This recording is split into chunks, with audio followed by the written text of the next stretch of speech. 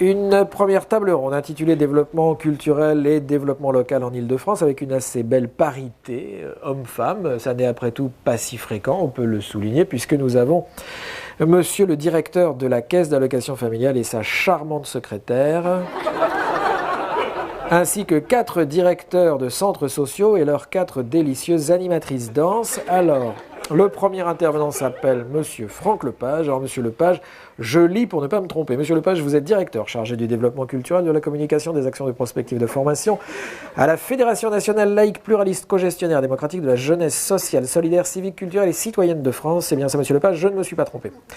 Monsieur Lepage, vous nous parlez de développement culturel et de liens interculturels pendant 5 longues minutes.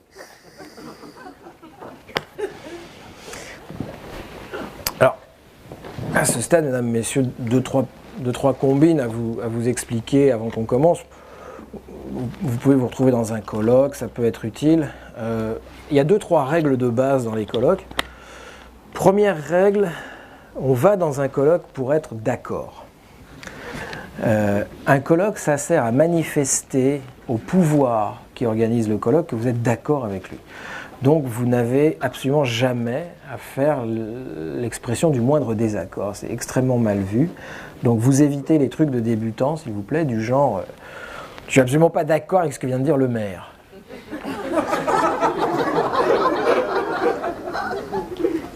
Ou alors c'est complètement bête ce que vient de dire Edgar Morin. Oh, non, si vous devez exprimer un désaccord avec un intervenant, c'est uniquement parce que vous voulez lui piquer le contrat de recherche qu'il avait avec la mairie depuis plusieurs années. Okay, donc vous voulez que le maire travaille avec vous à partir de maintenant. Vous avez plus ou moins tâté le terrain, le maire n'est pas contre, donc vous allez flinguer le mec en public.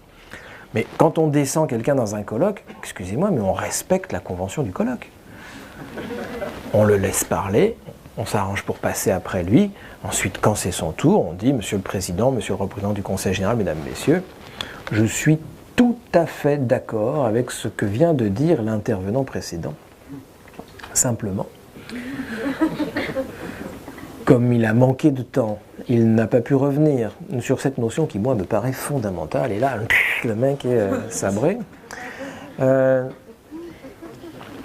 Vous avez plusieurs entrées en matière possibles dans un colloque. Vous avez au fond. Hein. Bon, au fond, elle est bien parce qu'elle est modulable.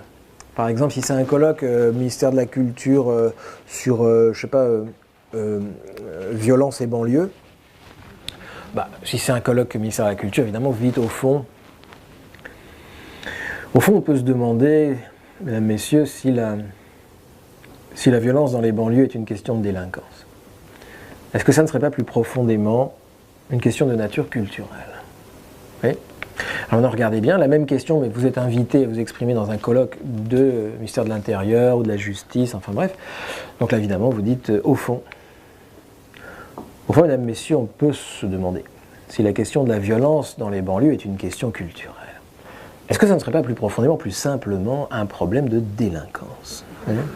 Ça marche très bien. Bon, moi j'utilise un peu toujours la même, hein. C'est, mesdames, messieurs, je voudrais revenir dans le temps qui m'est imparti sur une notion qui moi me paraît essentielle. Alors vous ne l'avez pas vu passer, hein, parce que c'est subtil, mais le mot important c'est revenir, parce que ça veut dire qu'en fait vous annoncez à la salle que vous n'allez rien dire de nouveau. Donc c'est extrêmement rassurant.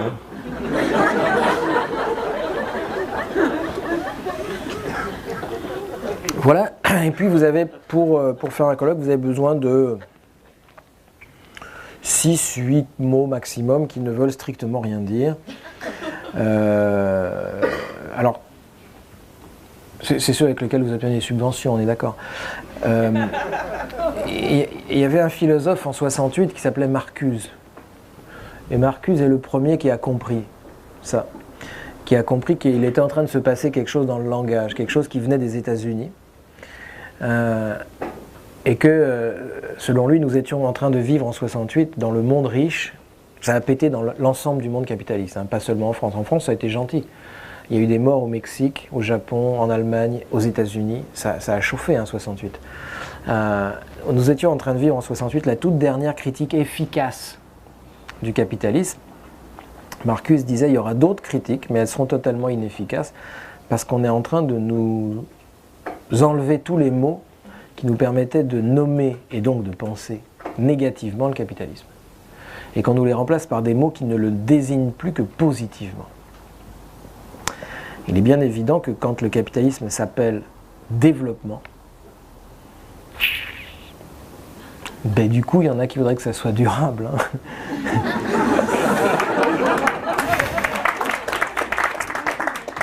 Alors Marcuse appelait ça des concepts opérationnels, c'est-à-dire le contraire d'un concept. Un concept pour un philosophe, c'est ce qui permet de penser quelque chose.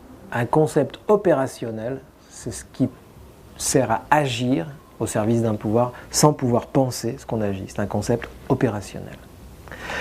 Alors, je vous ai préparé une communication à 18 concepts opérationnels. C'est uniquement pour les besoins du spectacle. D'accord ? Vous n'avez jamais besoin d'autant de mots dans un vrai colloque. Okay ? Vous n'êtes pas là pour faire passer le maire pour un imbécile. Okay ? Lui utilise un grand maximum de 4 à 5 mots. Okay ? Partenariat, vie associative. Le préfet, s'il est là, utilise 2 mots. C'est République et sécurité. Okay ? Et donc voilà. Donc je les bats devant vous. J'espère que vous me faites confiance. Voilà. Paf, paf. Tac. On peut couper si vous voulez. Tac. Voilà. Et donc quand c'est votre tour, vous dites monsieur le représentant du Conseil général, monsieur le maire, monsieur le président, mesdames, messieurs, je voudrais revenir dans le temps qui m'est imparti sur une notion qui, moi, me paraît essentielle. C'est la question de la démocratie que je voudrais mettre en rapport avec cette autre question qui est celle du lien social. Penser la démocratie à partir de la question du lien social nous impose de prendre en compte la dimension interculturelle inscrite dans l'espace désormais incontournable du local, c'est-à-dire de raisonner les processus de développement en ne faisant pas l'impasse de la solidarité, mais en inscrivant cette solidarité dans une logique de contrat qui suppose une véritable participation ou, avec les institutions, un partenariat avec les acteurs. C'est-à-dire qu'il nous faut désormais travailler et réfléchir en termes de médiation dans laquelle nous aurons pour projet, évidemment, de refonder ce vieil impératif qu'est la citoyenneté sur un diagnostic partagé. Parce qu'à l'heure de la mondialisation, c'est désormais dans une relation de proximité. C'est-à-dire, finalement, en relevant le défi de la décentralisation, que nous relèverons celui de la démocratie en appuyant ce défi sur les habitants eux-mêmes.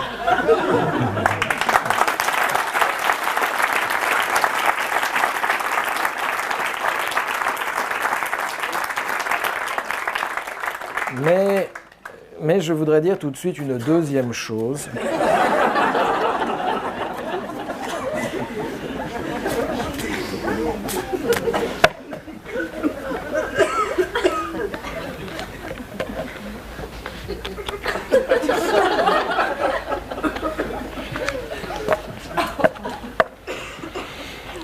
Quelqu'un veut venir le faire ?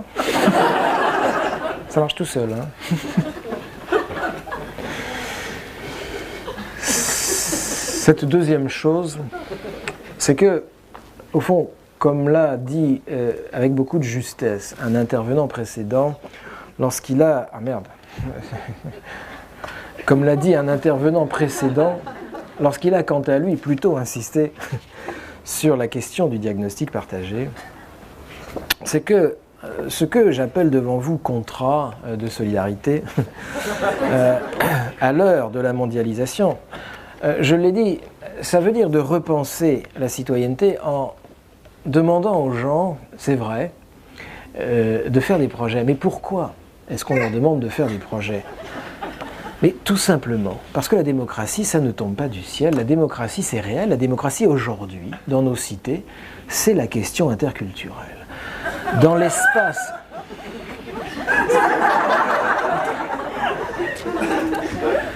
Dans l'espace désormais incontournable du local, inscrire le développement, ça veut dire, vous l'avez souvent entendu, ça veut dire penser en termes de développement local. Développement local, moi je ne vois pas comment réussir un développement local sans mettre en œuvre des logiques de participation. Alors, certains diront partenariat, moi je préfère dire participation parce que partenariat ça fait plutôt penser aux institutions et moi, ce sont les acteurs qui m'intéressent. Alors s'intéresser aux acteurs, ça veut dire effectivement réaliser une médiation qui ne fasse pas l'impasse sur le lien social, mais qui mette les habitants eux-mêmes au cœur de la décentralisation. Et ça veut dire inscrire tout cela dans le seul espace qui me paraît aujourd'hui l'espace de la citoyenneté, de la démocratie, du lien social, de tous ces beaux mots, de toutes ces belles valeurs. Eh bien cet espace, pour moi aujourd'hui, c'est l'espace de la proximité.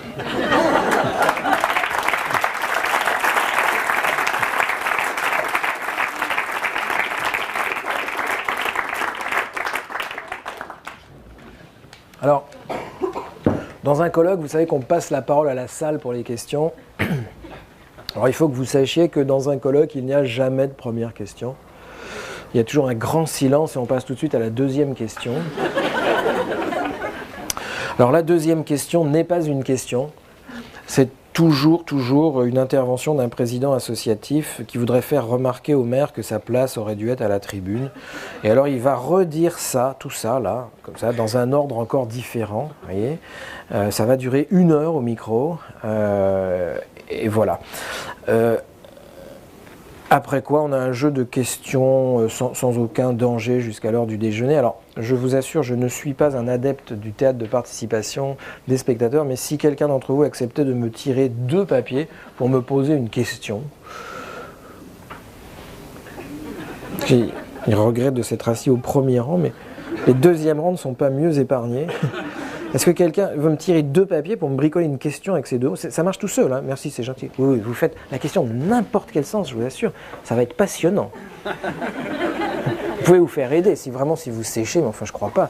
Donc prenez le temps de réfléchir. Pendant que madame réfléchit, on va demander aux jeunes filles en mini-jupe qui passent les micros de bien vouloir. Dans un colloque, vous avez toujours des jeunes filles en mini-jupe qui passent les micros. Alors oui, je crois qu'une dame a demandé la parole au premier rang. Oui, c'est une jeune. Merci, c'est gentil. Au revoir. Ah, tac, tac. Oui, madame, vous souhaitez poser une question? Oui, je souhaitais... Parlez fort parce que vous... Oui, je souhaitais vous poser une question sur la question du lien social sur laquelle vous revenez très très souvent et savoir en quoi ça concernait les habitants. C'est une question centrale, madame.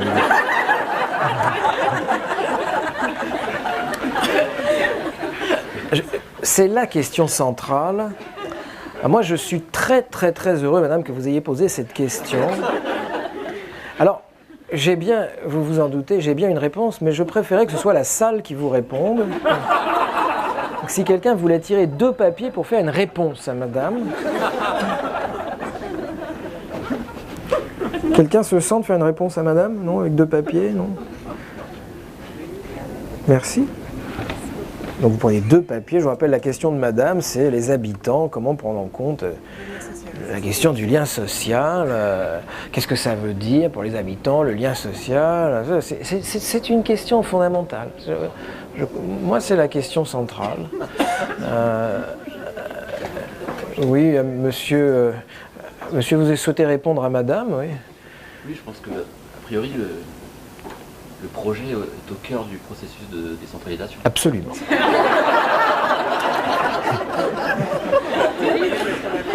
Monsieur, je ne l'aurais pas mieux dit. Effectivement, la question du lien social se réjoue dans la mise en œuvre de projets. Alors, bon, vous avez compris, donc ça se passe comme ça, normalement ça se passe comme ça très bien, jusqu'à l'heure du déjeuner, ça va tranquille. Sauf si un énergumène s'est glissé dans le colloque qui utilise encore des mots qu'on avait pourtant retirés de la circulation. Alors en général, c'est un barbu.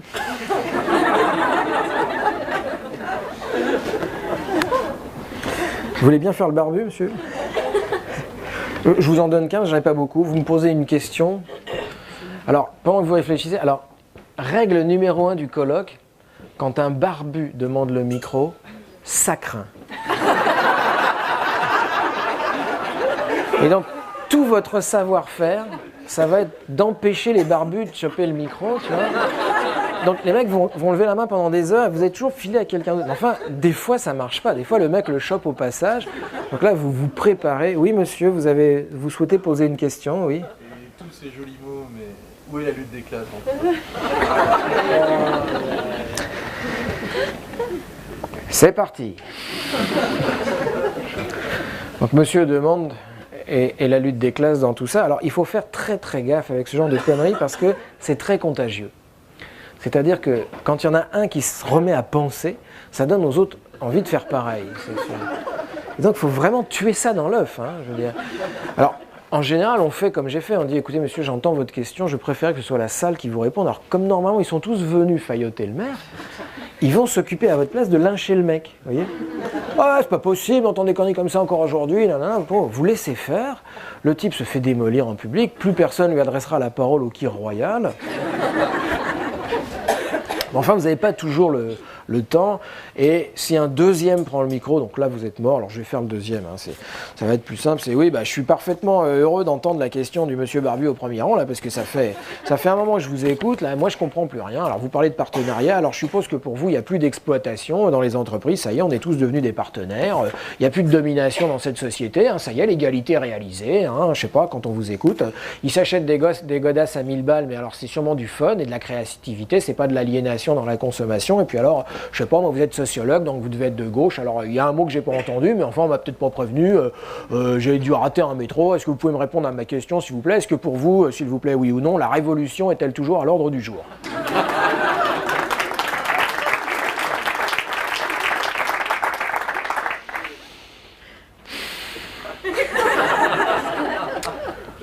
Vous avez un problème. Le maire vous regarde, tout le monde vous regarde, tout le monde veut savoir quand vous allez vous tirer de ce truc-là. Alors il y a deux façons de s'en tirer. La première n'est pas la plus élégante, mais enfin elle fonctionne. Ça va consister à essayer de faire rire l'intéressé en question, de faire rire toute la salle à ses dépens. Alors on utilise pour ça quelques vannes assez lourdes du genre... Écoutez monsieur, je vous le dis sincèrement, je suis un tout petit peu inquiet quand j'entends les mots que vous utilisez. Je ne sais pas pour vous, mais enfin j'imagine que vous et moi nous nous réjouissons tous deux de la chute du mur de Berlin. J'imagine, mais je peux me tromper monsieur, que vous n'échangeriez pas votre Renault Espace contre une Trabant dont on reconnaît le conducteur au fait qu'il a les deux bras bronzés de chaque côté. Votre Citroën Évasion contre une Skoda dont les vitres chauffantes à l'arrière sont là en réalité uniquement pour qu'on ait les mains au chaud quand on pousse en hiver. Ou votre C6 contre une Lada dont la seule différence avec le Sida, c'est qu'une Lada, elle, on ne peut la refiler à personne. Non, je vous avais prévenu, c'est assez lourd. Enfin, vous regardez le maire, si le maire se marre, c'est très bon. Alors vous avez une façon plus élégante de le faire, mais c'est plus long. C'est de dire...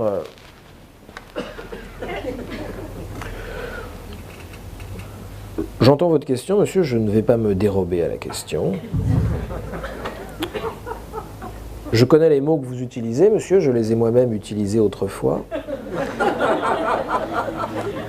Simplement, monsieur, on ne peut pas penser les problèmes d'aujourd'hui avec les catégories d'hier.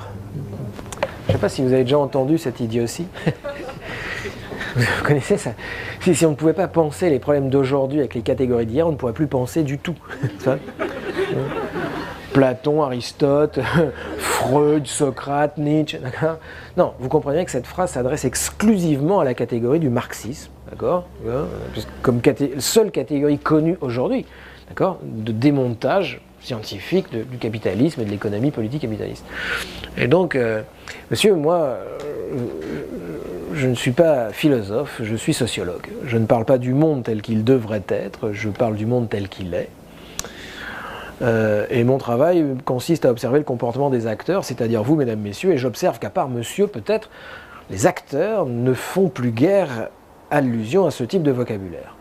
Alors, mesdames, messieurs, utilisez de nouveau ces catégories de langage et nous autres, les sociologues, nous vous suivrons, mais ne nous demandez pas de mettre la charrue avant les bœufs. Monsieur, vous m'attaquez en tant que sociologue, c'est de bonne guerre, nous sommes dans un colloque, je ne vous en veux pas. Alors, permettez-moi de vous raconter l'histoire suivante. Deux sociologues de mes amis, monsieur Luc Boltanski et madame Ève Chiapello, dans un ouvrage dont le titre devrait vous réjouir, Le nouvel esprit du capitalisme, se sont mis en tête de comprendre la structure culturelle du capitalisme. C'est-à-dire comment ça marche dans nos têtes, le capitalisme. Comment se fait-il que nous avons su mettre fin au communisme en constatant les dégâts, et que nous sommes capables de constater les dégâts du capitalisme sans parvenir à y mettre fin? Et alors, ils ont eu l'idée d'aller chercher la structure culturelle du capitalisme dans son langage, c'est-à-dire, ils ont eu l'idée d'aller dans les ouvrages de management, en se disant que finalement la doctrine du capitalisme se trouve dans les ouvrages de management. Puisque qu'est-ce que c'est que le management, mesdames, messieurs, si ce n'est, selon ce que je crois être la façon de penser de monsieur, une théorie générale de l'exploitation. Comment nous extorquer le maximum de travail pour le minimum de salaire. Bon. Et alors ils ont rentré tous les mots de 90 ouvrages de management des années 60 dans un ordinateur, puis tous les mots de 90 ouvrages de management de l'année 2000. Et ils ont fait tourner leur logiciel d'analyse sémantique pour voir l'ordre de fréquence d'apparition des mots et pour s'apercevoir qu'en 1960, le mot le plus souvent cité, le plus souvent écrit dans 90 ouvrages de management était le mot hiérarchie. Jusqu'à là, vous allez me dire, bah oui, c'est logique. Tout le monde voit pourquoi il faut raisonner en termes de hiérarchie quand on va former des gens à nous diriger. Okay ? Alors je vous pose la question, et je demande à ceux qui connaissent le DVD ou qui sont allés sur Internet de laisser les autres réfléchir et de ne pas souffler. Selon les autres, combien de fois le mot hiérarchie est-il cité dans 90 ouvrages de management de l'année 2000 ?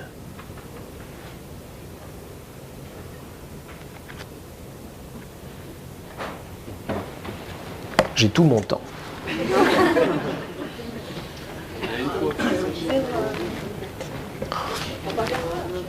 Zéro. Mesdames et messieurs, le mot hiérarchie a disparu de la théorie du management, ou alors, nous dit Boltanski, quand il est encore utilisé, effectivement, c'est pour dire qu'il ne faut plus l'utiliser. Alors, je vous pose la question complémentaire. Selon vous, la hiérarchie a-t-elle disparu des entreprises ? Parce que si vous pensez qu'elle n'a pas disparu, mais qu'on ne peut plus la nommer comme hiérarchie, alors les linguistes nous informent qu'on ne peut plus la penser comme hiérarchie. Et les syndicalistes ont un problème.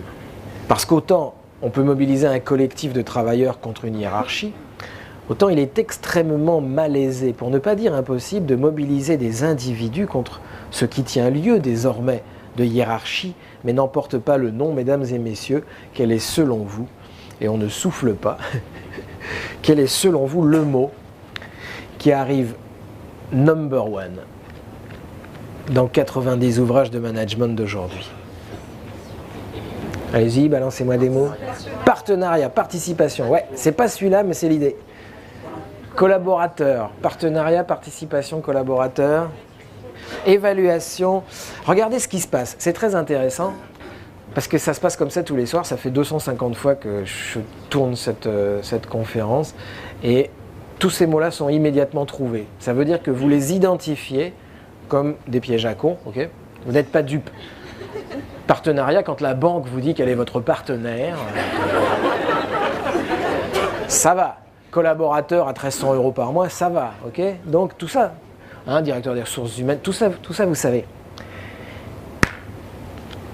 Il a été trouvé 5 fois en 250 fois. C'est-à-dire qu'il est quasiment jamais trouvé. Et pourtant c'est lui le chef. Et vous savez pourquoi il n'est pas trouvé ?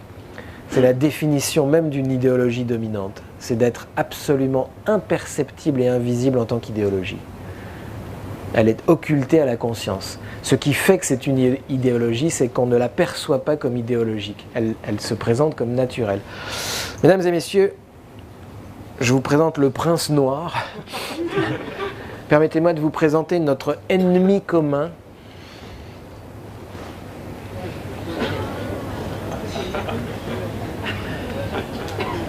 Mesdames et messieurs, nous sommes foutus.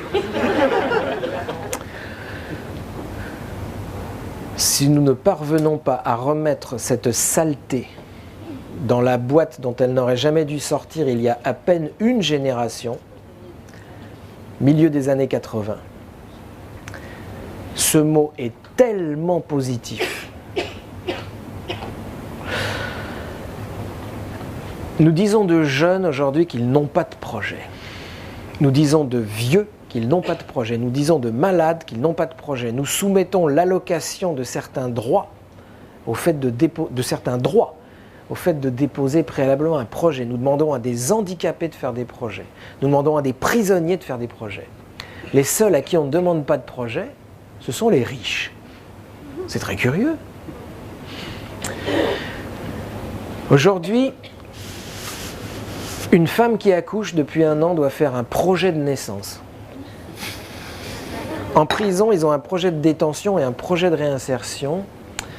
Ce mot a envahi notre espace mental à un tel point que je vous mets au défi de penser aujourd'hui en dehors de cette catégorie. Écoutez-vous parler. Amusez-vous dans une réunion à mettre une croix sur un papier chaque fois qu'il est utilisé et comptez le nombre de croix. Vous allez avoir peur. Aujourd'hui, un éducateur, il y a 30 ans, ouais c'est ça, 85, 81, il y a 30 ans à peine, une seule génération, un éducateur de rue recevait une subvention dite de fonctionnement, parce qu'on considérait qu'il avait un métier, c'est-à-dire une qualification, et qu'il savait ce qu'il avait à faire. Et à l'époque, je dis ça aux plus jeunes, ça va leur paraître bizarre, on ne lui demandait absolument aucun projet en échange de cet argent, je vous jure que c'est vrai.